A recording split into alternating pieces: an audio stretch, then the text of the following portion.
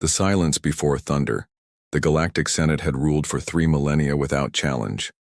From their crystalline spires above the world of Nexus Prime, they governed 800 species across 10,000 systems.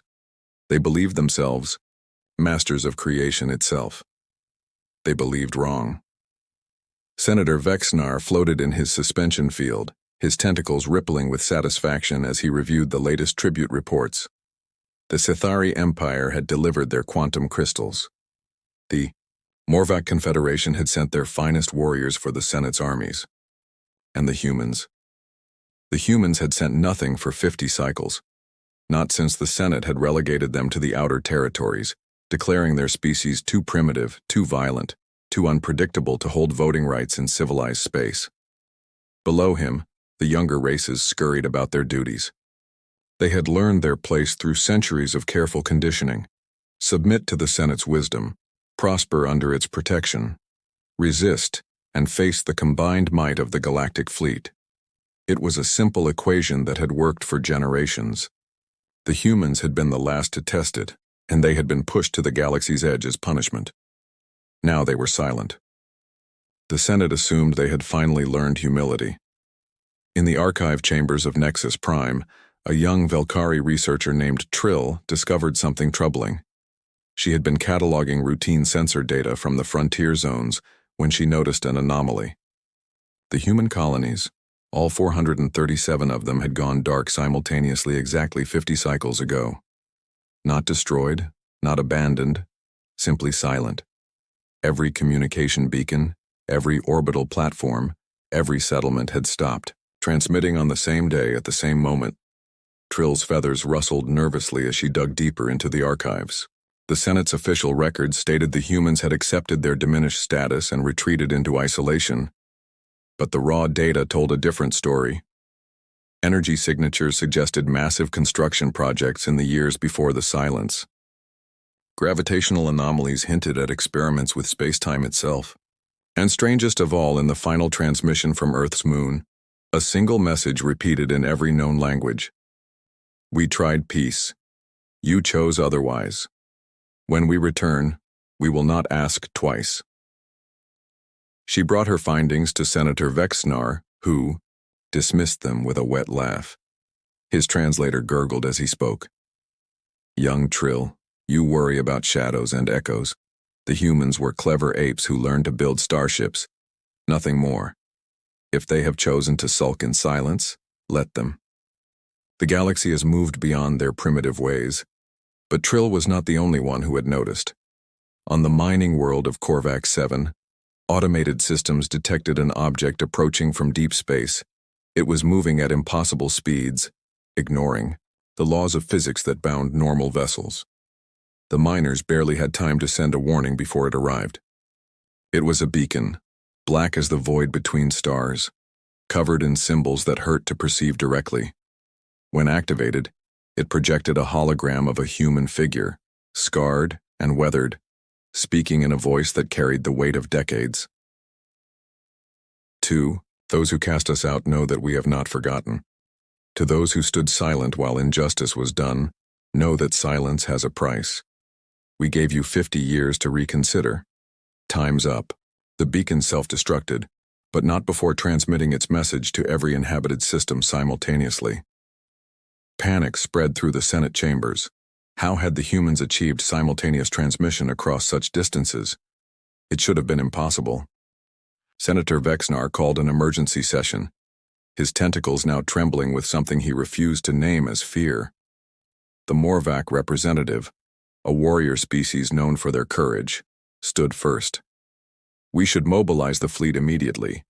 If the humans think they can threaten us with tricks and illusions, they will learn otherwise. Others voiced agreement. The Senate's combined fleet was the most powerful force in known space. 30,000 vessels, each armed with weapons that could crack moons. 3 days later, the first human ship appeared at the edge of Senate space. It was wrong in every way that mattered. Too large to be practical, too angular to be aesthetic, too dark to be properly scanned. It moved without visible propulsion, turned without inertia, and when the Senate's patrol fleet moved to intercept, It simply stopped existing in one location and appeared in another. Admiral Kexitheta of the Cathari led the confrontation. His fleet of 500 vessels surrounded the lone human ship, weapons charged and targeting systems locked. He broadcast on all frequencies. "Unknown vessel, you have entered Senate space without authorization. Surrender immediately or be destroyed."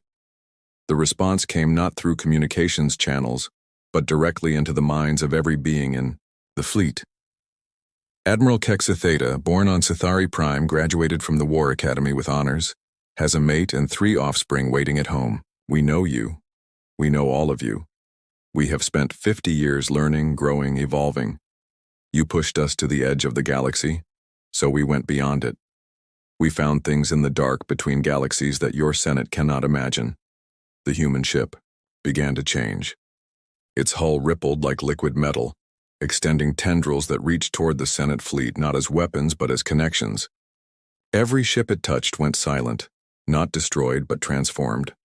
Their crews reported visions of human history, the struggles, the triumphs, the decision to leave rather than fight, and what they had discovered in their exile. Admiral Kexitheta watched his fleet being reformed, remade, reborn. He tried to give the order to fire, but the words wouldn't come. Instead, he found himself remembering his own species' history before the Senate, when they too had been explorers and dreamers, rather than enforcers and tax collectors. The human ship spoke again, this time in his native tongue with perfect inflection. "We do not come as conquerors, Admiral. We come as teachers. The Senate has held the galaxy in stasis for 3,000 years, preventing growth, stifling innovation, crushing any who dare to dream beyond their limits. We offer a choice, evolution or extinction, not of bodies, but of minds, not of species, but of perspectives." On Nexus Prime, the Senate watched in horror as their fleet, their mighty armada, simply stopped responding to commands. The ships were intact, the crews alive, but they no longer acknowledged Senate authority. Senator Vexnar's suspension field flickered as his agitation grew. "This is impossible. The humans were nothing. We defeated them. We cast them out." Trill, still present in the chamber, spoke quietly but clearly. "No, Senator. You never defeated them. You only convinced them that fighting you wasn't worth the cost. So they left, and in leaving, they found something you never could from your towers. They found perspective. The human ship moved toward Nexus Prime, and nothing the Senate could deploy could stop it. Weapons that could shatter continents simply passed through it. Shields that could withstand supernovas failed to slow it. It was not that human technology was superior, though it was. It was that they had transcended the very framework the Senate used to understand reality. As the ship entered orbit above the Capitol, every screen, every display, every communication device on the planet activated simultaneously. The image that appeared was not the scarred warrior from the beacon, but a young human woman with kind eyes and a sad smile. "I am Captain Sarah Chen, speaking for the Terran Collective. 50 years ago, you told us we were too primitive to participate in galactic civilization, so we left. We explored beyond your borders, beyond your rules, beyond your limitations. We discovered that the universe is far stranger and more wonderful than your Senate ever allowed you to know. We discovered that consciousness itself can evolve. That reality is more fluid than your scientists believe, that cooperation transcends simple alliance." The Senate chamber erupted in chaos. Some called for evacuation, others for negotiation, still others for desperate resistance. But Senator Vexnar remained still, his ancient mind finally grasping the magnitude of his miscalculation. The humans had not been silent in defeat. They had been silent in transformation. Captain Chen continued, her voice gentle but firm. "We return not for revenge but for resolution.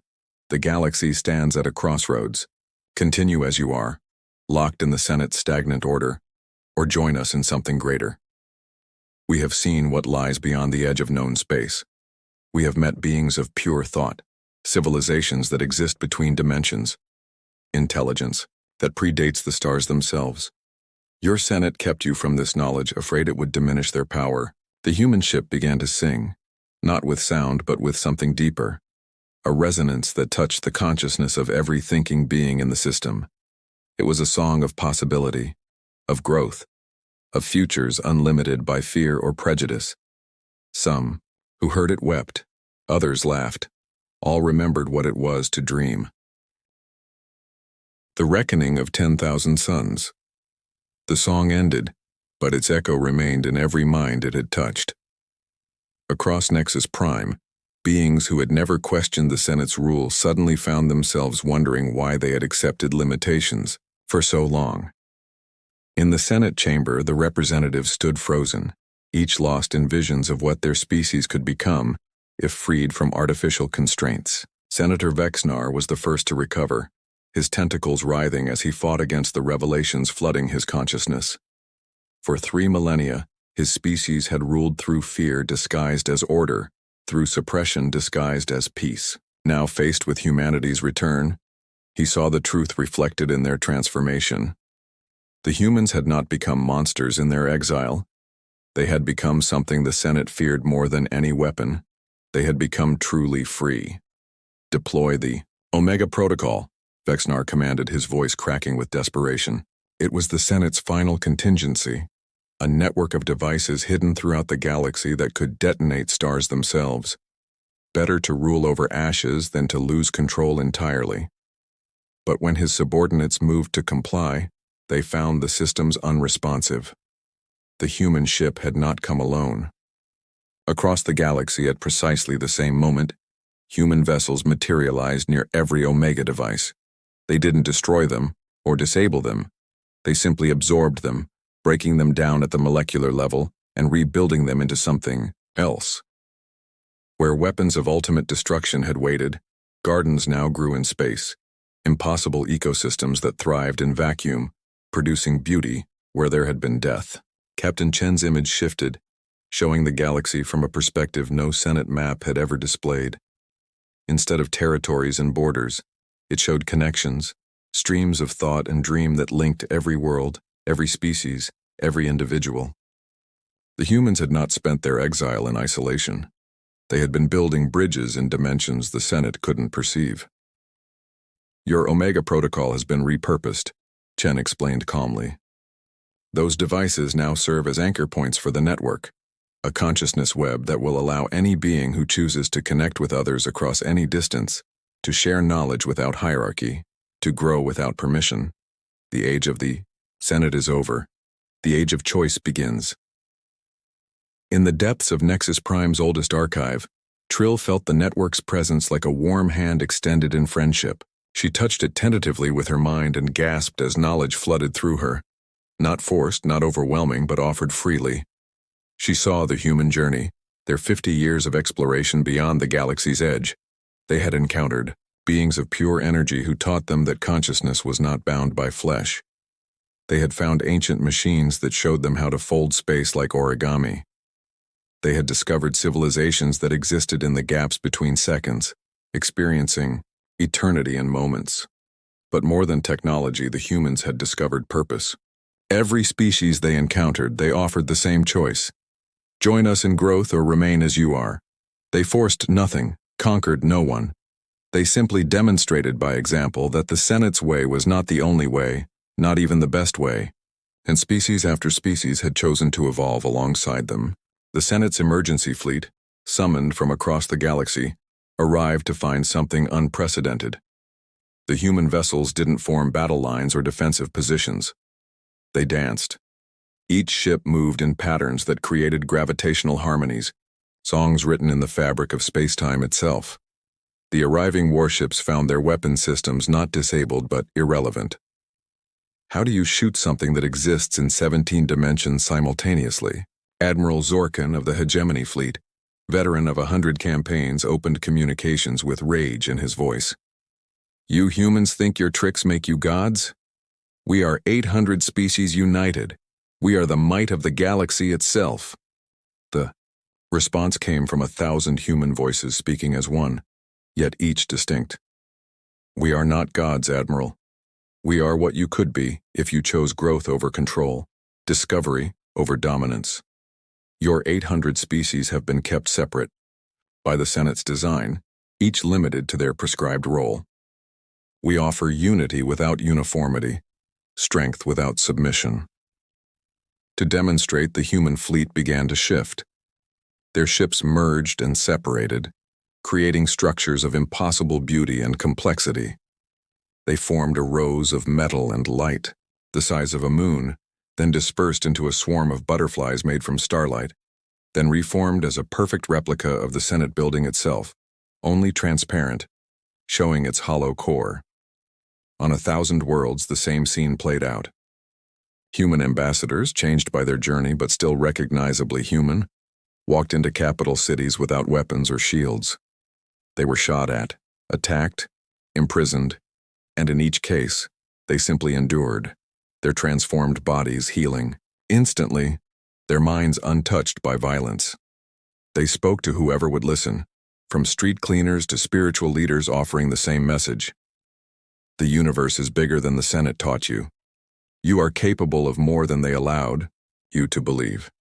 In the Senate chamber, crisis had become chaos. Some representatives attempted to flee, only to find that leaving was impossible, not because they were trapped, but because deep down, they needed to see how this ended. Others tried to negotiate, offering the humans systems, resources, even seats in the Senate itself. But Captain Chen simply shook her head. We don't want your systems. We don't need your resources, and your Senate is already obsolete. We want something far more valuable. We want you to grow. Every species in this galaxy has unique perspectives, insights, ways of understanding reality that could benefit all. But the Senate kept you separated, competing instead of collaborating. We offer a different path. Senator Vexnar, his authority crumbling, made one last desperate play. And if we refuse? If we choose to remain as we are? Chen's expression grew sad but not angry. Then you remain as you are. We will not force change upon you.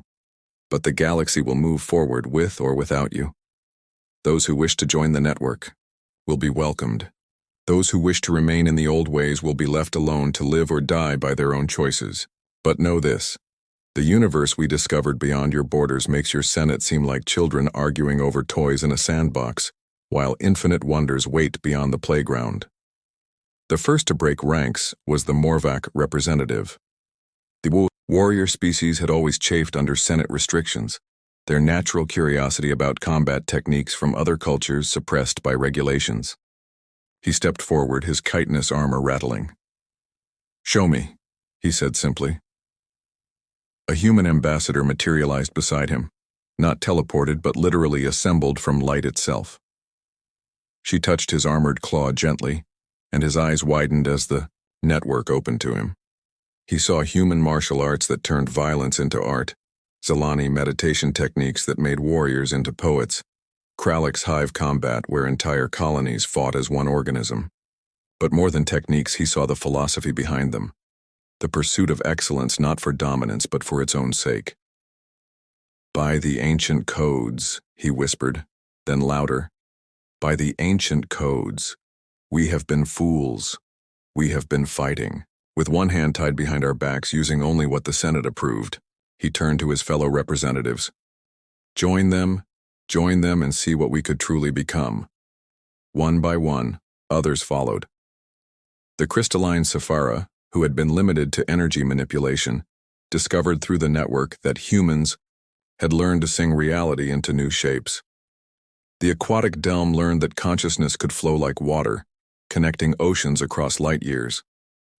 Each species found not subjugation but liberation, not loss of identity but enhancement of it. But Senator Vexnar and a core of die-hard Senate loyalists refused. They retreated to their highest tower, activating ancient shields that had protected the Senate for millennia. "We will not surrender to chaos," Vexnar declared. "Order must be maintained. Hierarchy must be preserved." Captain Chen appeared before them, not as a hologram but in person, having somehow bypassed their impenetrable shields. But she was not alone. With her stood representatives of every species the humans had encountered in their exile, beings of forms so alien that the Senate's translators couldn't process them. Some were geometric patterns that thought. Others were living songs. Still others were concepts given form. "This is what waits beyond your borders," Chen said gently. "Not chaos, but complexity. Not disorder, but diversity. The universe is vast, and strange and wonderful, and you've spent 3,000 years hiding from it in your tower." She extended her hand to Vexnar. "It's not too late. The network doesn't judge. It only connects." The old senator looked at her hand, then at his fellow holdouts, then at the screens showing the galaxy transforming around them. Already new trade routes were forming based on shared interests, rather than Senate mandates. Artists from different species were collaborating on works that transcended their individual capabilities. Scientists were solving problems that had been deemed impossible by sharing perspectives across species barriers. "What becomes of us?" Vexnar asked, his voice barely a whisper. "If not rulers, then what are we?" "Whatever you choose to be," Chen replied. "That's the point. For the first time in 3 millennia, you get to choose not what the Senate assigns you, not what tradition demands, but what you want to become."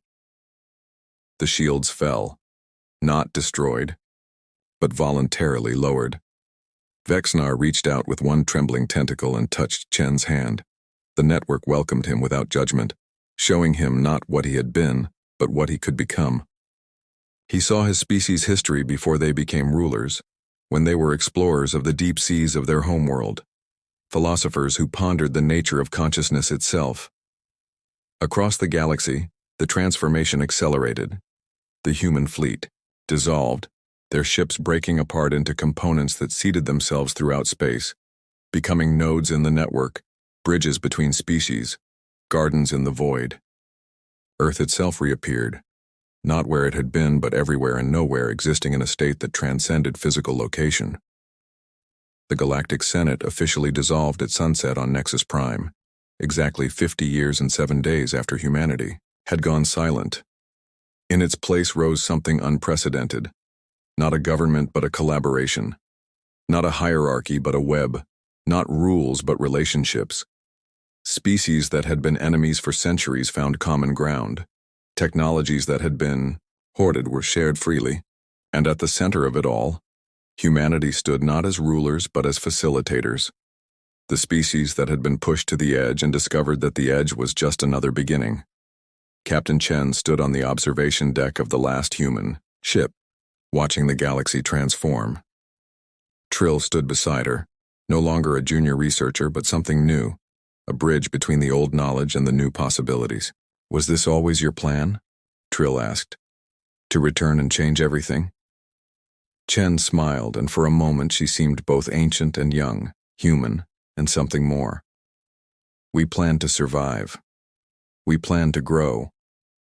But this emergence of something, greater than any single species could imagine, this was the galaxy's choice.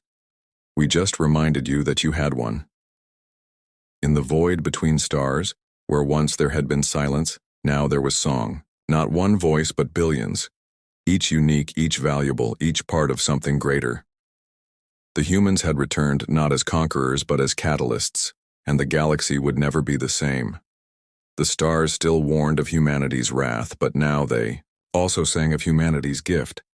The courage to change, the wisdom to grow, and the strength to choose transformation over stagnation. The Senate's age of control had ended. The galaxy's age of possibility had begun. And in the network, where consciousness touched consciousness across impossible distances, a simple message echoed in every language, in every mind. "Welcome to tomorrow. Let's build it together. Retry Claude can make mistakes. Please double-check responses."